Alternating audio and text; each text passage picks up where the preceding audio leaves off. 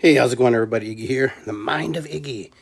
Here we go again, pondering and wondering about things. So I watched this video on TikTok today, and I thought it was kind of fascinating about the human zoo, that we live in a human zoo. And for a second there, I was thinking, do we live in a human zoo? And then this lady went on to make some very interesting points, valid or not valid. They were still points, and they made a lot of sense to me. Now, I'm sure we can debunk things, but the interesting part was she was talking about how, for a while, they were talking about there aren't any bees, and how the bees weren't pollinating things, and how the trees are all male trees. Usually here in North America, they design them that way so they won't bear fruit. The female trees won't bear fruit. So supposedly people won't pick fruit and eat from the trees. But of course that's changing because people are, planting trees and different things. But they're talking about in municipalities and different places, the majority of the trees that we see, like the dwarf trees and stuff, are they're male trees. So they're not female trees. So there's no cross-pollinating. There's nothing that can grow, even though there's some wild trees in the woods, and there's some wild trees. So is that valid? I don't know. Maybe, maybe not. But it's something to think about. And I had a lot of bees this year than I've had in the last 2 or 3 years in my garden, my mint garden. Huge, tons of trees. I mean, tons of bees. Pollinating the flowers there, but all kinds of wasps, bees, flies, butterflies. There was some hummingbirds in there too. So it was good to see. And so I kept wondering, I kept thinking, she said zoo. She's talking about the zoo. And I'm thinking, is she talking about like the zoo, zoo? Well, if you think about it, you go to the zoo, what happens there? You got animals encaged, and some of these animals, for some reason or another, they're there. Either they were born out of captivity, and some of them came to the zoo because, their natural habitat was affected, or some kind of situation played out. But regardless, there's some situation where they're there. And a lot of these animals can't be reintroduced into the wild because they won't survive for some reason or another. But it was kind of fascinating to think, these animals are very dependent on us to be taken care of and to be fended for and to do what they naturally do. So I found it pretty interesting when she was talking about the zoo, the zoo concept, the human zoo. That's why I posted that on my timeline. And I find it curious because I'm thinking, so how are we like a human zoo? And then she went on to talk about how we go to the store, how we shop, the things that they indoctrinate into our society, into our culture, the belief systems, religion, all kinds of things. She just was all over the place. And I can add all kinds of things. And then how we are very dependent on the system. Even people who are homesteaders, people who live outside the system, they're still dependent on the system to some degree or another. They still have to participate in some way or another. You're never totally, truly out. It's kind of like some of us live in the Columbus Zoo, and and we're locked in our communities. We don't go too far, and then some of us live out in the wilds, out way out there by Zanesville. We live out in the wilds, and we have more land to roam, more space to tromp on, and so we have a more sense of being able to move through the cabin a little more easier. So we really don't have any wants and needs because we're able to roam and do, and we have this illusion that we're free, that we're freer than our comrades who live in the city zoo. So here we are. We're kind of the same way when you think about it. You live out in the country. You have this sense of freedom. You have the sense that you're further away from everybody. But some way or another, we all have to meet and congregate at a point where we all have to shop for things, either for food, for medicine, for water. We still have to pay our bills. We still have to pay things. So we're not truly and automatically exempt from those freedoms. So I find it pretty interesting, the human zoo. And we do live in a zoo, if you think about it. Everything is directed in the directions we want to go, in places we need to be. Gas stations, strategically placed, right? Put our dollars, fill our tanks, we move. Roads, strategically planted. They move in directions where you need to go, where you need to be. Stores are placed strategically so you can shop on them. No, it's a system, but it's still a zoo. It's kind of like an ant farm almost. you have to go. It's not like they're just randomly thrown out and everybody just goes to one store. But everything is, when you start to think about freedom, when you wake up, you're like, man, I wish I was freer today. I wish I was, what do we strive for when we want to be independent from the system that's created for us, this matrix of sorts, because we are in a matrix. Anything that we do that is designed for us and directed towards us and moves us is a matrix. It's a system of organization, a system of pull. So most of us don't even travel more than 5 to 2 miles from our home on a regular basis, unless we're going to work. Most of us, stay pretty generally in the areas that we reside. We don't have to go all the way to Westerville to shop at the Kroger's there, because there's already a Kroger's right up the street, if not two, on opposite sides of the roads that parallel each other. Just, I know there's one on Henderson, and there's one on Bethel Road, if you're familiar with those areas. And the only thing separating them is a block in between the road that parallels them, which is just a bunch of houses and businesses. But it's still interesting how humans get adapted and get comfortable and become conformed to their spaces in the little places that they live. And I'm not saying it's wrong. It's just the system we're in. That's the system we've helped create. That's the system we hold on to. That's the system. And the only way it's going to change is if we help change it. If it's something you don't like. But if you like it, then fine. Good. I'm not saying that the human zoo is not... It's not something that maybe not relax. But remember, we're in this big bubble called Earth. All right? And we don't go too far off this planet. If you catch what I'm saying. There's only a handful of people who have actually broken through the atmosphere and have landed on the moon or been in outer space. The majority of us have been here most of our life. We'll be here all of our lives. We will be in this bubble forever. So we get to travel the bubble, inside the bubble, the sphere we call Earth. Now for me, I haven't seen everything in the world, and most of us have not. There are a lot of us who've traveled and not seen everything, but seen the world. But it's kind of a weird feeling to know that your whole entire existence is inside of this ball. That everything that you are, you have been, will be, is here. Everything, your expansion. And I can see why people would meditate and people would go into states of astral projection to want to leave or travel outside their body into something different, to experience, to gather information, to know, to want, to understand what it's like to, become elevated into that higher dimension that some of us call, 5D.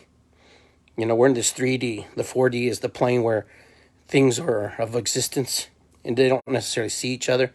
But when you go into that 5D, that's where all the geometric shapes and all the connections and all the things that we are, while our bodies are tethered to the earth in 3D form.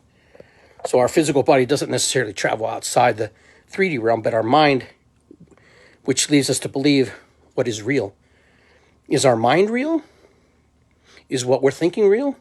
So if we're traveling into the 5D, higher dimension, outside the zoo that we've been created for us, are we literally the mind or the body or both? Or does the body even exist? Is it only here as a source for a point of reference? And I find that fascinating that when we talk about the human zoo, who we all live in, we all participate. There is nobody who does not participate in this zoo. We're like the crow. You can teach a crow to, collect coins and gather things so it can get money. And it puts it inside the box, and the box opens up, and it gets its seeds. Monkeys are the same way. Animals are the same way. Cats are the same way. Dogs are the same way. We're no different. They've trained us to put coins in the register so we can take things to the store. They've taught us to do all kinds of things. Why don't we have free health care? Why? They don't want us healthy. If we live too long, that doesn't benefit them, does it? Too many people on the earth, right? Just kind of things like that. It makes you wonder, These kind of thoughts pop into my mind and make me think about stuff. It's interesting. If they wanted us to eat good food, they would sell us better quality, right? Now, recently, a friend of mine told me that you can't find organic food. There's a lot of organic foods in Kroger's and different stores anymore. I don't know if that's true or not. Maybe it's just localities. But I found that kind of interesting. But this human zoo, what does it mean to you? Something to think about, something to ponder about, something to wonder about. How you play and how you fit in this human zoo and how you're going to navigate through this human zoo. Because we're all in it. There's none of us can get out of it. It's part of who we are. It would be part of what we do. You know, we have to learn to live in it and understand it and come to terms that we are on this bubble together. There's no other place. There is no Earth B or Earth 2. You know, so many people strive to get off this planet versus trying to find the solutions to help this planet and help find solutions to make things better here. Because we're stripping it, we're mining it, we're depleting it. And you know, as things melt, as the earth warms, it cools too. Because as that ice caps melt, it floods the earth, cools down the waters, and creates a whole cycle. So, Tyson Gracie said, if the polar ice caps would melt in Iceland, in Antarctica, and these different places, that you could see the water rise up to the elbow of the Statue of Liberty. Makes you wonder, makes you think. It's kind of scary when you think about it. That would mean all the coastal cities would be wiped out. People would have to evacuate. Have the tides risen? Have the coastal cities seen a loss in land mass over the years? I'm sure there's information there somewhere for that. And I'm not even talking about volcanoes and tectonic plates and different things like that. That's just one part of it. We're on this very volatile planet that at any moment it can make a decision to scratch its back and shove all the fleas off of it. Meaning fleas, meaning us. We're so disconnected to Mother Earth. We're so out of touch with her. And even if you feel like you're in touch with her, those of you who you feel you are, I respect that, honor that. But you're still part of the human zoo because you still have to shop. You still have to gather your nuts and your berries, your salads, your soups, your meats, whatever. You still have to shop for these things. You still have to feed an animal when it has to grow. So, we're very dependent on Mother Earth. And we're the only species that charges the same species money to buy things. You don't see the cow charging the cow for grass. You don't see the deer charging the deer for grass. You don't see the squirrels that gather nuts, sharing their squirrel nuts, sharing with somebody else and selling them to them. You don't see any of that. Everything has a purpose. Everything has a foundation. Everything has a symbiotic relationship. The wolves eat the caribou. The caribou eat the grass. There's not enough wolves. Too many caribou eat the grasses, eat the plantain, and then things start to die and wither. You know, there's a balance that nature creates. And I think we're out of balance. As human beings, we are out of balance in this human zoo that we live in. You know, how do we come into terms to that? Well, first, understanding probably that there's an issue and there's a problem and there's something we need to work on. But a lot of us are too busy living our lives of trauma, our lives of hurts, our lives of deception, our lives that we've created. Oh, they hurt me. Oh, I'm so sad. Oh, this and that you totally forget to live because you're so confined into the belief systems. There's something wrong with you. Well, I'm here to tell you there's probably something wrong with everybody at some level, but I'm also here to tell you there's nothing wrong with you. That you're just a human being trying to work through the process of being a human. You're a human being trying to find your way in this zoo, and you just finally woke up and said, "Well, damn, I'm in a box. I'm in a bubble, and whatever I do, I can do in this bubble, but I don't really get to travel off this bubble very much, if at all." So, will you live? What will you decide to do next? That's up to you. There's a lot to do inside the zoo. There's a lot of things to see, a lot of things to participate in. If you want to be part of the zoo and be active in the zoo and to be part of the zookeepers, you can do that. If you just want to be part of the spectation and being watched, and people within the zoo watch people within the zoo, which is even crazier. Listen, human beings do treacherous things to people. Human beings traffic other human beings. Human beings murder other human beings. Human beings help other human beings. Human beings have a heart. Human beings can be dark. Human beings go out of their way to help others so others can help others. Now, we have a shadow side and light side to being human, but either way, we're still in the zoo. When we go to the zoo, I'm one of those people you probably hear in the background. I wonder if they're enjoying their prison. You know, I'm talking about the animals. And I'm being facetious and joking, of course. But it's to make a point. Who's watching who, really? Are the animals really watching us in the zoo when we go there? Are they going, oh, look, they brought us some humans to look at. Look, honey, look at that human. That human's kind of chubby. Oh, that human's in a wheelchair. Oh, honey, look. Little human kids. And they're getting their fish.